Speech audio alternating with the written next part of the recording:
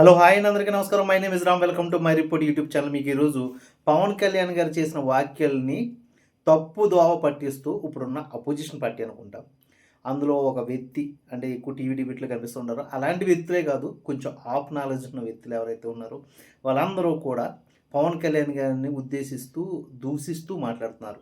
ఇదేంటి అంటే నిన్న పవన్ కళ్యాణ్ గారు ఎర్రచందనం కలప అక్రమంగా తరలిస్తున్న మాఫియా ముఠాని పట్టుకున్నారనేసి, ఆ కలపని చూసి అది ప్రభుత్వానికి ఎలా ఉపయోగపడుతదనేసి అక్కడికెళ్ళి ప్రెస్ మీట్ పెట్టడం జరిగింది. అందులో భాగంగా పవన్ కళ్యాణ్ గారు మాట్లాడుతూ, ఎర్రచందనం అంటే ఎంత విలువైంది, అసలు ఈ ఎర్రచందనం ఎక్కడ ఎందుకు పుట్టిందనే దాని మీద స్థల పురాణం తెలిసి ఆయన మాట్లాడారు. అదేంటంటే ఆ కలియుగ వెంకటేశ్వర స్వామి శ్రీనివాసుడిగా అవతరించి అక్కడ తిరుగుతున్న క్రమంలో అక్కడున్న ఆవుల కాపరి ఆ శ్రీనివాసుడిని కర్ర ఇచ్చి కొట్టడం వల్ల రక్తం కారి, శ్రీనివాసుడి యొక్క రక్తం కారి అదంతా కూడా అక్కడ ఎర్రచందనం చెట్లుగా ఉద్భవించాయి అని పవన్ కళ్యాణ్ గారు ఏదో ఒక స్థల పురాణం చెప్పారు.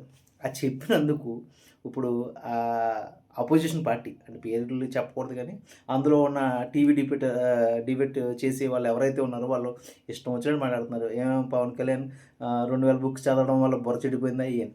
కానీ మీకు తెలీదు. మీరు కొంచెం తెలుసుకుని ఎక్కడైనా ఒకసారి ఏదైనా డిబేట్ చేసేటప్పుడు తెలుసుకొని వచ్చి మాట్లాడడం మంచిది. ఎందుకంటే ఆయన స్థల పురాణం కరెక్ట్‌గానే చెప్పారు. మీకు last but not least Google అని ఉంటది కదా! దాన్నైనా అడిగి తెలుసుకోండి. ఎలాగా మీరు అక్కడే పుట్టినా కూడా మీ స్థల పురాణాలు మీకు తెలియవు. ఎంతసేపు కూడా పక్క మతానికి ఎక్కువ ఇంపార్టెన్స్ ఇచ్చి ఇక్కడున్న లోకల్ మతంలో ఉన్న వాల్యూస్‌ని మర్చిపోయే వ్యక్తులు ఎవరైతే ఉన్నారో వాళ్ళకి ఈ వీడియో ముఖ్య ఉద్దేశంగా చెప్పబోతుందండి. అదేంటంటే ఆయన చెప్పిన స్థల పురాణంలో అది నిజంగానే జరిగింది. ప్రపంచంలో ఎక్కడా లేని ఎర్రచందనం ఓన్లీ తిరుపతి శేషాచలం అడవుల్లోనే దొరుకుద్ది.